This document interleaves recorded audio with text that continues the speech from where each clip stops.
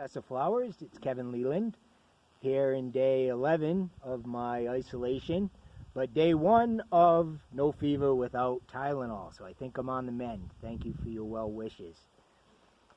I watched the speech given by Bono of U2, a famous rock star. He was invited to speak at a prayer breakfast held by George Bush, Bush 43, and he was in attendance with his wife Barbara.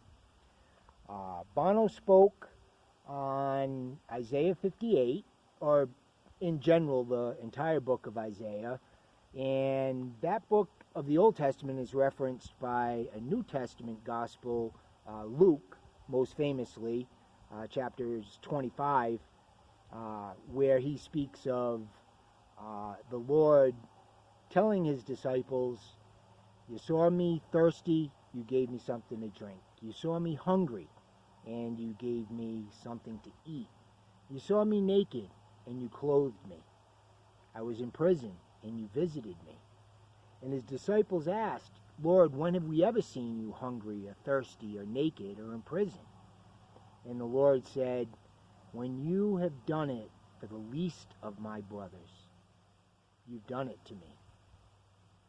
So Bono was appealing to George Bush to give more than 1%, because he made me understand that the government of the United States does help poorer countries, developing nations, with about 1%, I guess, of our GDP. But he wanted another 1%. And it wasn't a great demand, because he also referenced how, as Christians, we're supposed to give 10% of our income in tithes and offerings. And he did acknowledge that we have a separation of church and state, which he is grateful for, and I am too, but that the incredible amount of lives that are saved and affected in a positive way by the charity of the United States needs to go a little further, because he said charity must also be justice. And there's justice in keeping a child from dying of malaria for a simple $20 mosquito net. So I really enjoyed his speech. He really did his homework well, and I didn't have a lot of trouble focusing on his speaking, although something I try to do while listening to a lecture is to take notes. And that does help me to focus on the lecture, but I saw where if it was a live lecture, I could get mixed up on some of the facts, because there was a point where he spoke about his father being Protestant and his mother being Catholic. And I wrote the note, but by the time I got to the note, I thought I had it backwards. I had to pause the video and rewind it and then get straight on who was Catholic and who was Protestant. So that's a good example of, if it was a live lecture, I might have missed that fact by taking notes. So there's some positive and negative to that.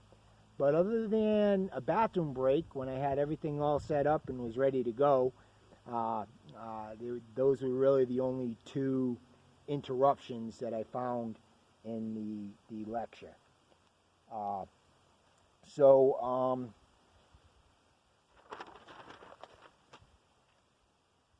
can take notes while listening, but I do notice that it doesn't always help, and that was the example of the distraction of note taking. But it did help me to prepare to give this video communication. So thank you for hearing me out. Pardon me that I didn't shave or try to tame this Jufro, but I did put on this dress shirt, and I just think that Einstein would be very proud of that. I wish it was white. Goodbye, Professor Flowers.